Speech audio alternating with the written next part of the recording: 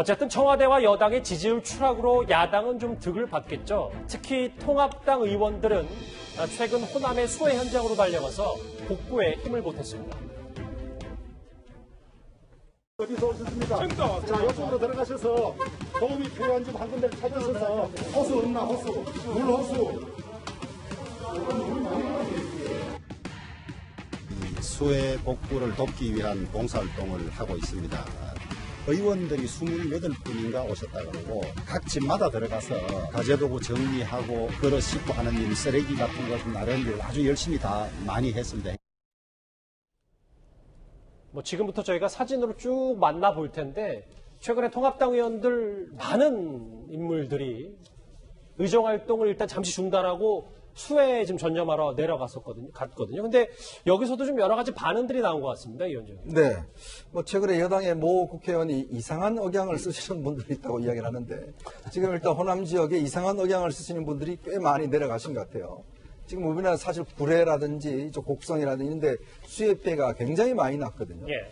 근데 이제 예전에는 보면 이렇게 정당들이 이게 수해 복구나 이거 하는 거 하면 대충 이제 노란 옷 조끼 입고 가서 한번 흉내 내고 사진 찍고 악수하고 그렇게 올라옵니다.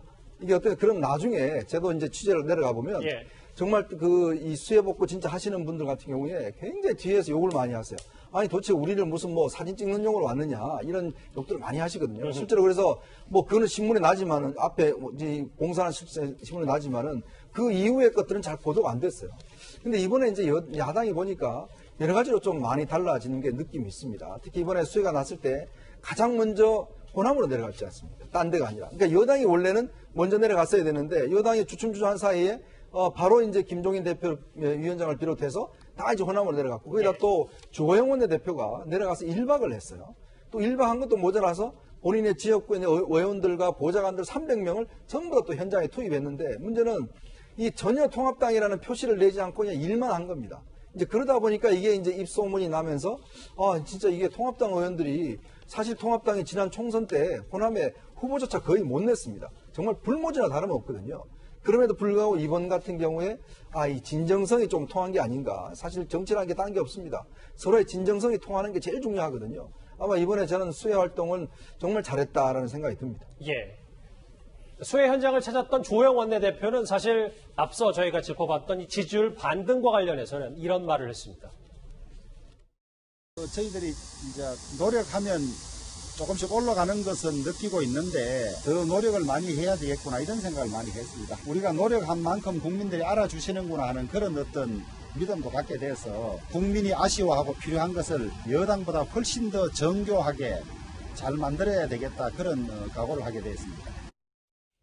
보신 것처럼 주호영 원내대표는 호남에서 수해 복구를 나섰고 또 오늘 김종인 위원장은 서울의 한 시장을 방문했습니다. 오늘 많이 어렵죠. 네. 장막까지 와가지고 우리들도 엉망이에요. 다른 수가 장거나 비리는 거 약국수가 좀 그렇습니다.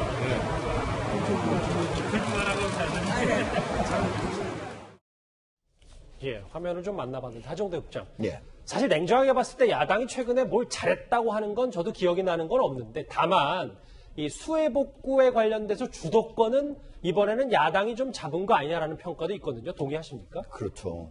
이번에 이제 내려간 사람들이 미래통합당 같은 경우 무려 300명이니까 의원들만 27명이 구례하고 그러니까 전라도에 있는 구례하고 남원으로 내려간 거거든요. 그것도 이제 10일에서 13일까지 무려 4일간 연속으로 계속적으로 한 거니까 제가 한번 남원에 있는 분한테 여쭤봤더니 원래 이제 어느 당 사람인지 몰랐는데 목소리가 달라가지고 어라? 어떻게 저기 미래통합당에서 다른 데서 온 줄 알았는데 나중에 직접 취재를 하신 거예요? 현장 목소리를요? 예, 그런 얘기가 있다고. 다만 그렇다고 해서 호남에서 지금 미래통합당에 대한 지지율이 신뢰로 연결되고 이렇게 지지로 확 올라가지는 않아요. 왜냐하면 지난 총선 같은 경우에 미래통합당의 호남 지지율은 4%에 불과했거든요. 그렇죠. 그런데 그럼에도 불구하고 미래통합당이 호남에 많이 관심을 두는구나. 이거는 그전에 이제 5.18 민주화 운동에 대해서도 부정적으로 했던 것이 최근에 바뀌었거든요. 김종인 비상대책위원장 온 다음에. 그리고 또 이번에 이제 이런 봉사활동 등등으로 해가지고 호남의 민심도 이제 조금씩 바뀐다. 특히 아까 그 얘기한 그냥 사진만 찍고 가는 데서 아니라 진짜 와가지고 이번 같은 경우는 하루에 보통 한 67시간씩 봉사활동을 했다고 그러거든요. 아마도 이번에는 진짜 진심을 갖고 봉사활동을 한 것이 드러내지 않고 한 것이 지역민들한테 지금 호소가 제대로 호소력 있게 받아들여지고 있는 것으로 보입니다. 물론 최 교수님 네. 뭐 통합당 말고도 뭐 주도권을 잠시 잃긴 했지만 여당 의원들도 분명히 수해 복구에 잘 나섰고 여러 가지 그 이제 수재민들로부터 많은 공감을 얻긴 했어요. 다시 야당 얘기를 좀 봤을 때 결국은 이번에 반사이익이지 뭔가 야당이 어떤 뚜렷한 대안을 제시했거나 이런 부분이 없기 때문에 또 지지율도 당연히 요동치는 거 아니겠습니까? 당연히 그렇죠. 그러니까 지금부터 잘해야 한다고 저는 생각을 해요. 지지율이 올랐을 때 이 지지율을 계속 끌고 가기 위해서는 국민 앞에 정말 국민들이 원하는 정책, 또 국민들이 원하는 어떤 발언, 이런 발언들이 계속돼야 되는데 어떻게 할지는 이제 두고 봐야 되는 거죠.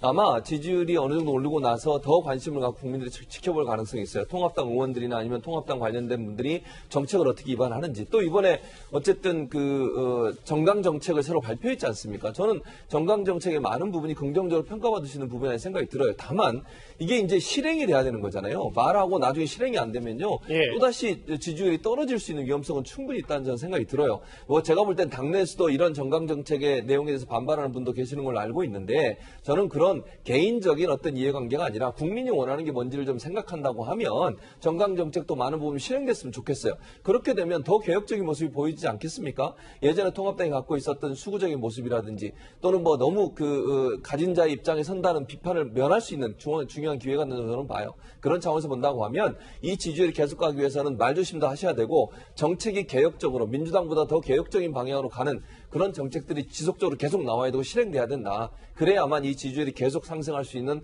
그런 모멘텀이 될 거다 이렇게 생각이 됩니다. 청와대와 민주당의 지지율이 크게 흔들렸는데 이와 관련해서 희비가 엇갈린 여야의 스케치 저희가 이번 주제에서 만나봤습니다.